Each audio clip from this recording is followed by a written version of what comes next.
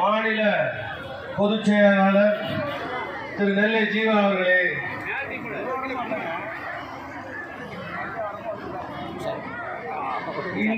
இந்திய ஜனநாயக கட்சியின் இளைஞரணி துணை செயலாளர் திரு பி ஆர் சுரேஷ் அவர்களே, நஞ்சப்பன் அவர்களே, இத்தனை கட்சிகள் இருந்தாலும் நமக்கு இந்திய நாமெல்லாம் சிந்திச்சு பார்க்கணும். ஒரு நல்ல காரியம் தொடங்கும் போது மழை பெய்யும் சொல்லுவாங்க. நீங்க எல்லாம் கிராமத்தில் இருக்கிறவங்க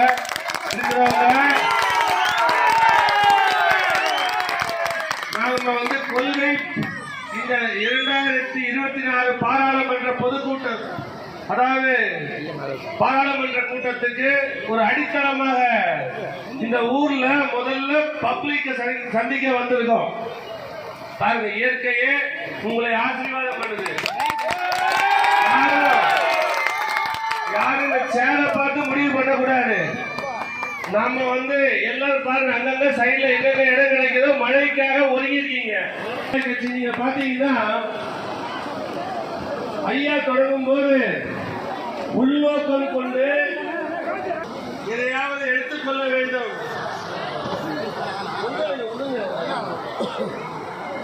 எதையாவது எடுத்துக்கொள்ள வேண்டும், இல்லை ஏதாவது பதவிக்கு நாம் ஏதாவது சாதிக்க வேண்டும், இல்லை மக்களிலே ஒரு பேராசை கொண்டு ஏதாவது செய்யணும் வரல. தனி ஒரு மனிதராக கிராமத்தில் இருந்து புறப்பட்டு வந்தவர் ஐயா டாக்டர் பாரிவேந்தர். சென்னைக்கு திருச்சியிலே கல்வி கற்று சென்னைக்கு இத்தனை கோடி மக்களுக்கு, இத்தனை லட்சம் மாணவர்களுக்கு படிப்பு கொடுத்திருக்கிறார், வேலை வாய்ப்பை கொடுத்துக் கொண்டிருக்கிறார். அது சாதாரண விஷயம் கிடையாது. அதெல்லாம் பண்ணதுக்கு அப்புறமா எனக்கு எல்லாம் ஆயிடுச்சு. இங்க முன்னாடி மேடையில பேசுறவங்க சொன்னாங்க, இதெல்லாம் நடந்துருச்சு, அப்போ நமக்கு நல்லது தானே அப்படின்னு அவர் இல்ல. நான் எப்படி மேல வந்தனும், ஒவ்வொரு விவசாய குடும்பத்திலிருந்து பல லட்சம் பேர் மேல வர வேண்டும், பல கோடி மக்கள் விவசாயம் பெற வேண்டும், தொழிற்சாலைகள் பெற வேண்டும், தொழிற்சாலைகள் வளர்வதோடு சுய வேலை வாய்ப்பும் வளர வேண்டும். இந்த எண்ணத்திலே தான் ஐயா அரசியல் கட்சியை துவங்கினார். என படிக்கிற பிள்ளைங்களுக்கு வழிகாமிச்சிட்டார்.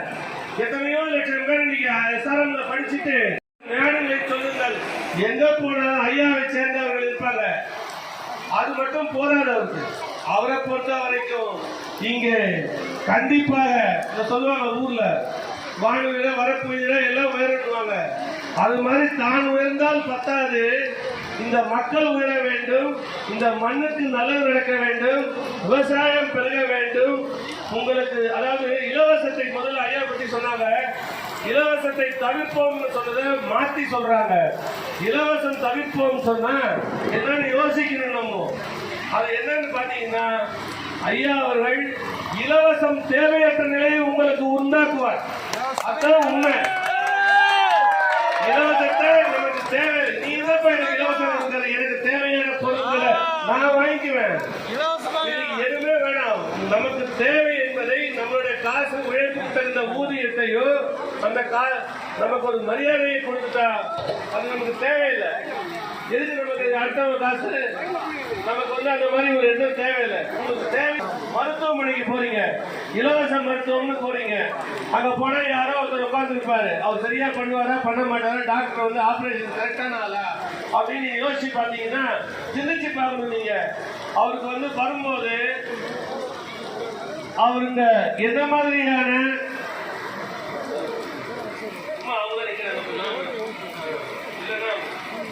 நமக்கு ஒரு இலவசமா ஒண்ணு கிடைக்கின்ற போது நம்மளால தேவையானவற்றை தேர்ந்தெடுக்க முடியாது. ஒரு பொருளை நீங்க கடைக்கு போறீங்க, ஒரு கடையில ஒரு வியாபாரி விற்கிறாரு, அதை வாங்கும் போது நல்லா இருந்தா வாங்குவீங்க, நல்லா இருந்தா அடுத்த கடைக்கு போயிடுவீங்க.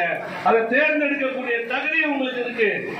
அதைத்தான் ஐயா சொன்னாங்க, இலவசமற்ற நிலை உங்களுக்கு வர வேண்டும். இன்னைக்கு அது நடக்கல நாட்டுல. ஏன்னா நிறைய கட்சிகள் என்ன செய்யறாங்க, அரசியலுக்கு வந்தவங்க எல்லாத்துலயும் நம்ம எதையாவது பண்ணணும், நம்ம வந்து மக்கள் சிந்தனைன்னு சொல்றாங்க. என்ன மக்களுக்கு அப்படி என்ன பண்றாங்க, போடுற ப்ராஜெக்ட்ல இருந்து எல்லாத்துலயும் கரெக்ஷன் கமிஷன் மாதிரி நிறைய ஐயா சொல்ற மாதிரி நிறைய போயிட்டு இருக்கு. அது தேவையில்லை.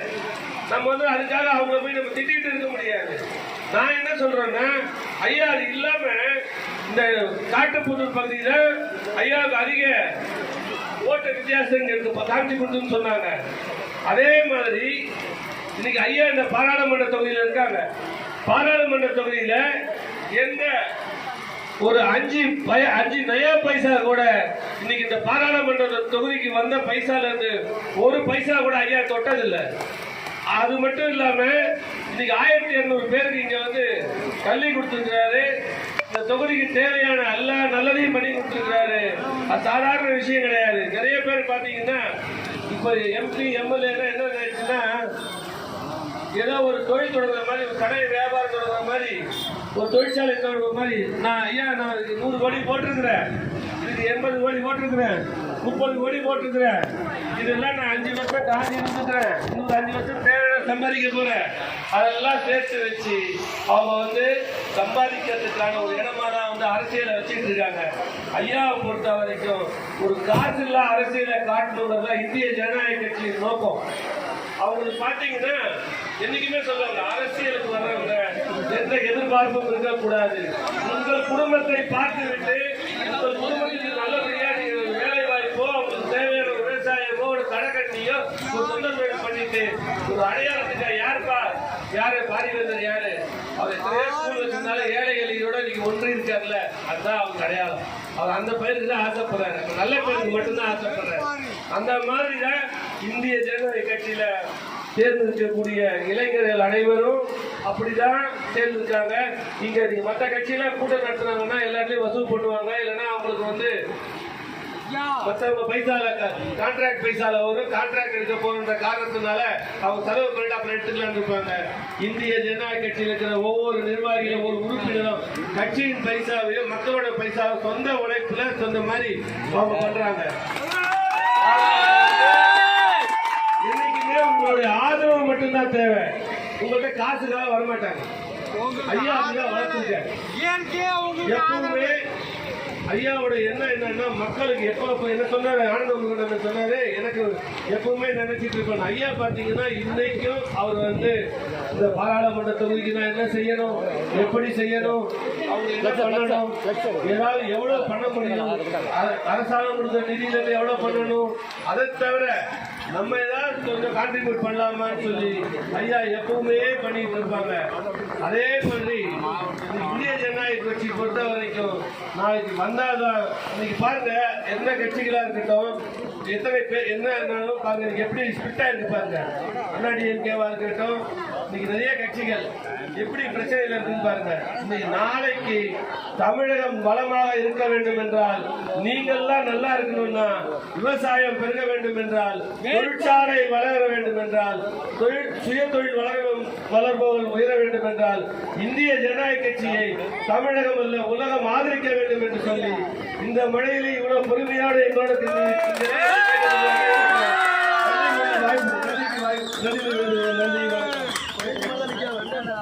உலக அரசியல் வரலாற்றிலே கொட்டும் மலையில் எங்களுடைய இளையவேந்தர் இவ்வளவு நேரம் பேசியது ஒரு அரசியல் வரலாறு.